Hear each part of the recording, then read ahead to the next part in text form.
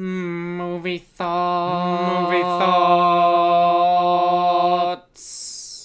The BFG is Steven Spielberg's live-action adaptation of the book.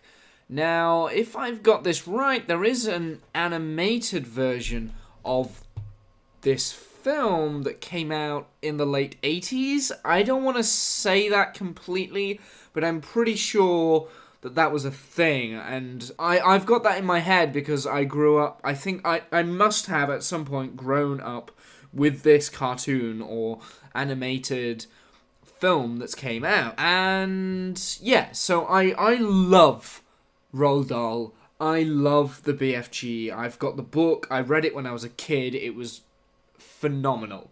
And one of the greatest things about Roald Dahl is his language, his diction, and his characters. And right off from the start, as soon as you meet the BFG, the language is spot on. Like, seriously, it is spot on. Mark Reliance plays the voice of the BFG, and he does a perfect job. All of the characters in this film are just amazing. Like, in my eyes, it works. You think because I'm a giant that I'm a man-gobbling cannibal? Penelope Wilton as the Queen. Like, just everything that she does as the Queen is so funny. And, like, I was amazed by the Queen. And also, I remember when the Queen was the Prime Minister. Yep, I remember that time. I'm so sad. Jermaine Clement as the Flesh Lump Eater. Like, he was so spooky, and I didn't realise that it was Jermaine Clement until fairly late on in the film. But then I was hearing, I was like, I know this voice. It's Jermaine Clement. Wow. Okay, so let's break down the film. So effectively what happens, it follows very closely to the book, as far as I can remember. Sophie, who is an orphan living in an orphanage, is surrounded by people, especially the matron, who don't do their jobs correctly. She is very clever, she's very astute, but she can't sleep at night. And it is up to her to close down the nursery, or the orphanage, not the nursery. I don't know where I got the word nursery from. It's up to her to close down the orphanage and effectively make sure that everyone is safe. She has a wonder about the witchening, and then the witchening comes and it ends up being the big friendly giant who steals her away and takes her to Giant's Country, where there are flesh-eating giants who literally hunt her and want to kill her, and it is the story of the BFG, who ends up being a fairly small giant compared to the others, and his struggles amongst the physical bullying that is happening. It is him trying to protect Sophie and also trying to keep the secret of the giants. And it's so many different stories all woven very nicely into a really great film. That's what I'm going to say. Like, now, before I go into some of the really good bits that I really enjoyed, I just want to say something. For me, the CGI wasn't that good. Like, the bits that were great for me was when Sophie was in the orphanage and the Queen's Palace. Like, that felt real for me. Like, that was the right amount of CGI. So the CGI was mainly the BFG and then surrounded by, like, real set.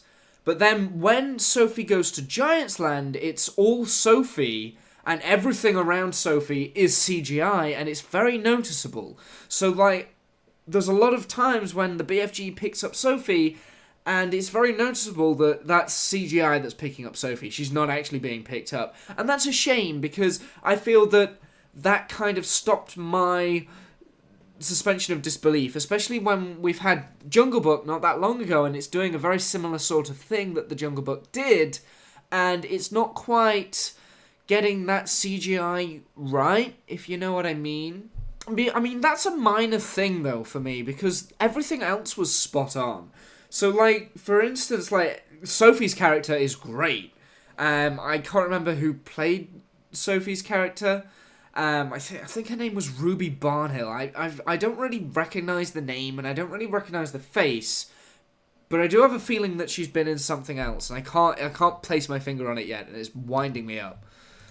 But she was fantastic. Like, she was brilliant. I thought that everything that she did was spot on. Like, literally everything. I generally thought that Spielberg must have directed her in such a way that she stood out. Like, she stood out so well. And she wasn't a hard done by kid, you know. Yeah, of course she's an orphan, but she's clever, she's astute, she's her own person. And she's worthy to be in this film. And very much like Mowgli earlier on in the year, like, it works really well. Now, there are a few times when Sophie is quite off the ball, and I think this is more down to the CGI. So, obviously for a 10-year-old, I don't know how old this actress is, but Sophie is supposed to be 10. So for a 10-year-old to act against green screen, it's very difficult. Like, I struggle with that. I think a lot of people do, because it's having this imagination that you're pretending is there, and then when the editing team get round to filling in all the blanks, maybe that's not quite what you were imagining, and so it shows. And I think that there are places where that reality shows a little bit. Like, just a little bit. There is a fantastic Spielberg one where Sophie and the BFG jump into a pond and then turn upside down, and I just loved that. Like, that visual shot was fantastic. I had to say that before I turned on to my next point, which is in my book of paper. Book of paper.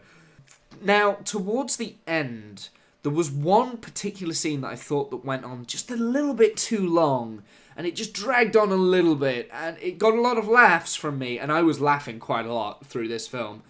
But it just went a little bit too far, I think. Which is a shame, because up to that point, every single act that had been happening was building on the last, and that's really difficult to do. And after that scene, it was still as good as what it was, if not better. And there was no final action sequence at the end. The whole story is about the characters, and that's great. And it's fun, and it's wonderful, and it's everything that the BFG should be. So hold your breaths, cross your fingers, here we go. I'm going to call you BFG.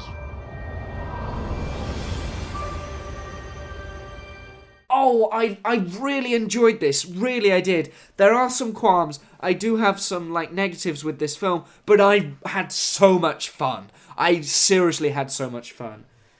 Having said that, I'm going to give this film an 8 out of 10. 8 out of 10. Now, I had a lot of fun with this. Personally, I think that I'm not going to have this amount of fun in the cinema for a while.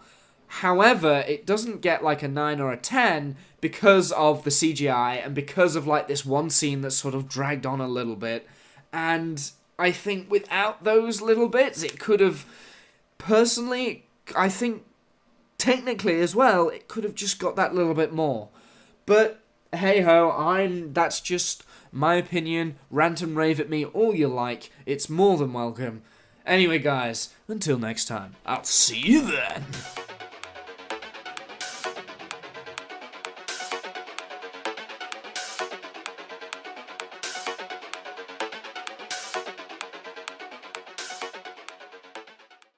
That's getting more and more stupid every time I say that. Jesus.